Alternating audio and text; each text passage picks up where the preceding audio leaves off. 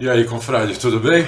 Bom, chegamos hoje no dia 29 de julho, no último GP da primeira parte da temporada de 2022. Vamos ter essa corrida agora na Hungria e depois só no final de agosto em Spa. As férias da Fórmula 1, que o pessoal lá precisa porque eles ficam muito tempo sem ver família, nada, é complicado para eles, né? A gente gostaria que não tivesse esse tempo todo aí sem Fórmula 1, mas não tem jeito. Hoje tivemos treinos livres do GP da Hungria e vamos começar falando da pista, que é uma pista melhor do que muita gente acha. Bom, aí você está vendo a pista e você está vendo que a reta inteira aqui, ó, reta de largada, né? A largada, chegada, a reta inteira tem DRS. É uma reta que antigamente ela tinha 350 metros, era 350 metros mais curta, então era muito difícil ultrapassar, quase impossível, e não tinha DRS. Hoje ela tem 350 metros a mais e tem DRS. Aí faz uma curva assim, quase um hairpin, né? E tem essa retinha também com o DRS. Muitas vezes o cara prepara a ultrapassagem na reta do box e depois ele usa esse outro DRS que tem a seguida para completar a ultrapassagem aqui na curva 2. Dá até para passar por fora muitas vezes, depende muito, né, da situação. Mas não tem problema de ultrapassagem essa pista, porque tem esses dois pontos bem claros de ultrapassagem que não existia antes, né? Nessa curva 1 aqui, quando era 350 metros mais curta, que o Piquet fez, na minha opinião, a ultrapassagem mais espetacular e difícil que eu já vi na minha vida, por fora, em cima do Senna. Isso foi em 86, com o carro de lado, né? Porque teve que pôr o carro de lado, porque teve que frear no Deus me livre, a traseira foi, ele se segurou. Na volta anterior ele tinha tentado também, o Senna tinha conseguido repassá-lo, mas aí ele foi lá e fez essa ultrapassagem que eu acho difícil uma ultrapassagem mais bonita, mais técnica que essa. Bom, vamos lá.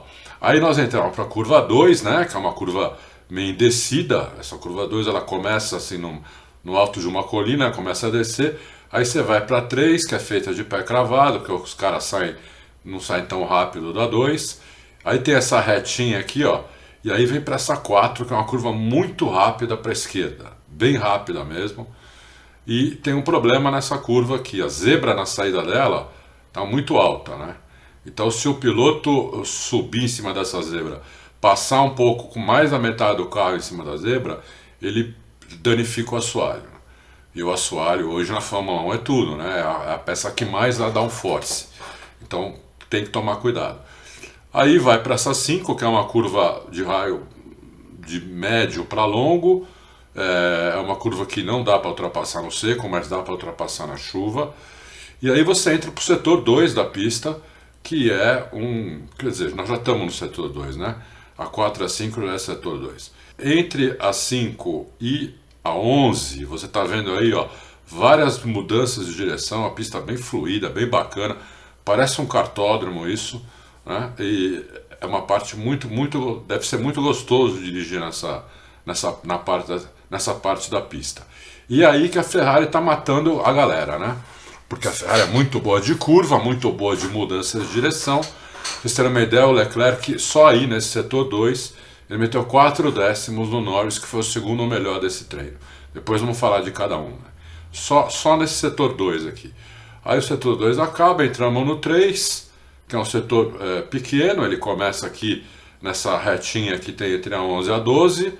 Aí o cara faz a 12, a 13, a 14, e quando ele entra na reta do box, na linha de chegada, já acaba o setor 3. É um setor bem pequeno mesmo, né?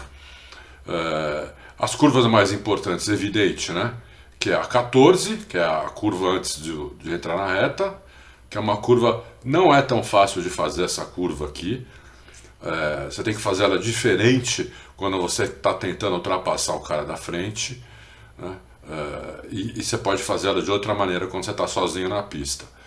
E a curva 1, né, super importante.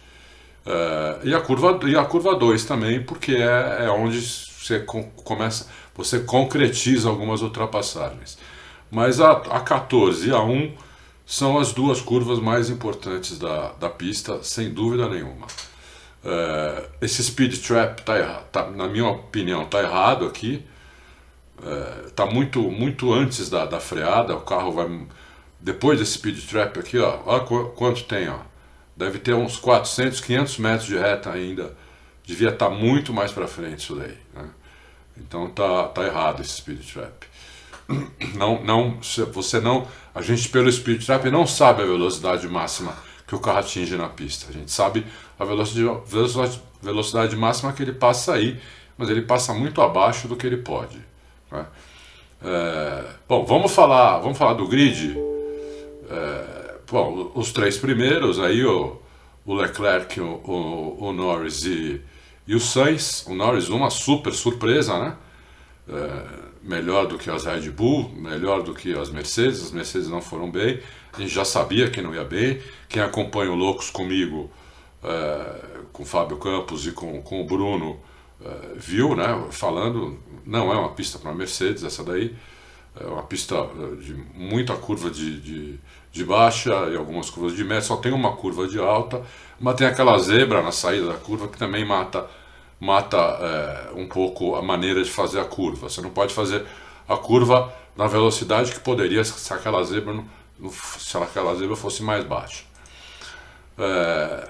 Bom, uma coisa que antes a gente falar das posições, né, do treino livre de hoje, é o seguinte: amanhã 90% de possibilidade de chuva.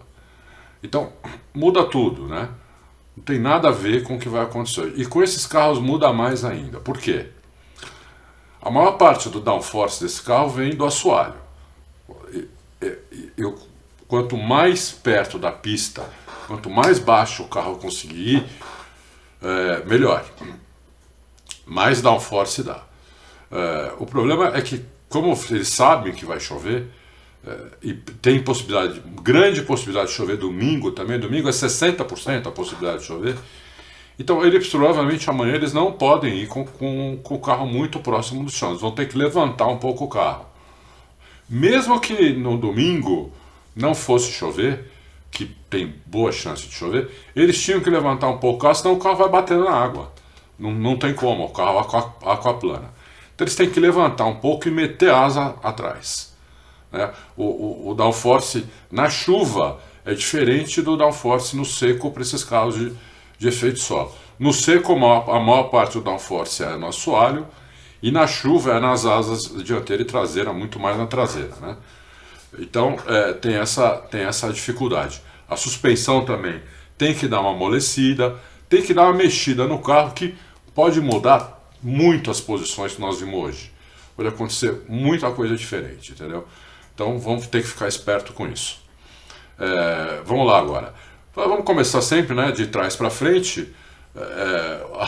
O Albon dessa vez tomou a posição do Latifi, ficou em último, depois do Tsunoda, Latifi, Mick Schumacher. Aproveitar, Mick Schumacher está sendo especulado para o lugar do Vettel na Aston Martin. Eu acho que se o Lawrence Stroll fizer isso, ele está carimbando aí o atestado de incompetência, né? De não manjar de nada de Fórmula 1, porque o Mick Schumacher não tem condições de ir para uma equipe que tenha pretensões de liderar pelo menos um segundo pelotão. O Mick Schumacher é um novato, está no segundo ano dele, está fazendo nada, está tomando uma surra do Magnussen, não é um cara que tem experiência.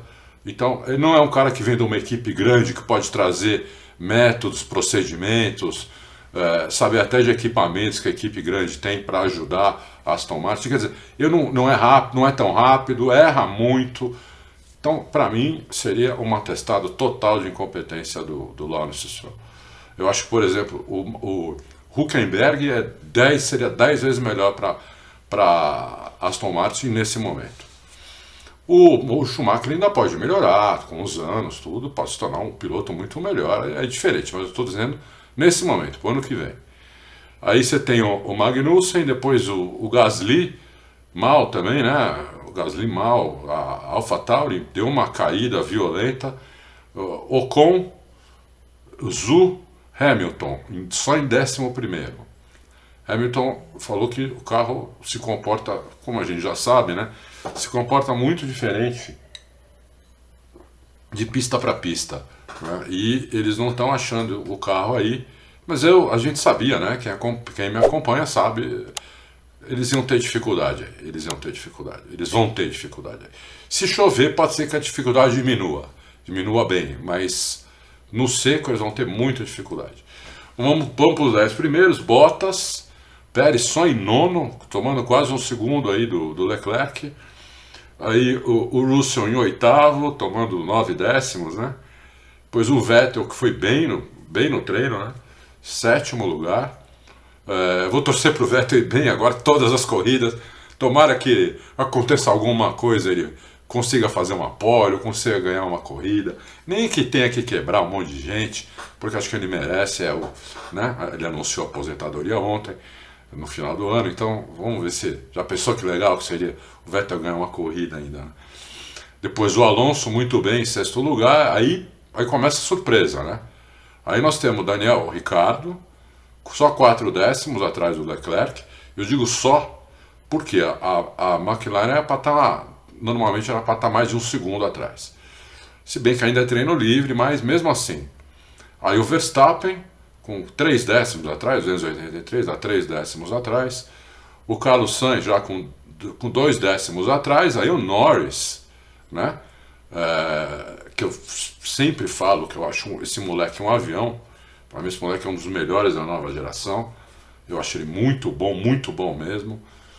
Até eu e o Fábio, a gente brinca, né? Se a gente fosse ter equipe de Fórmula 1, quem você puder escolher entre o Norris e o Leclerc, o Fábio escolhe o Leclerc, eu escolhi o Norris. Em primeiro o Leclerc, 2 décimos na frente do Norris. Bom, o que a McLaren melhorou tanto? A McLaren levou uma porrada de atualização, não para essa corrida, para Paul Ricard, corrida passada. Lá não fez muito efeito, porque, como você já sabe, hoje as simulações elas estão muito diferentes da realidade da pista, né? Os simuladores ainda não conseguem deixar uma coisa mais próxima da pista, estão muito longe ainda. Túnel de vento, CFD, está tudo longe ainda. Então a McLaren usou a experiência de pista em Paul Ricard e conseguiu melhorar o carro para essa corrida, para essa pista de lá para cá, né?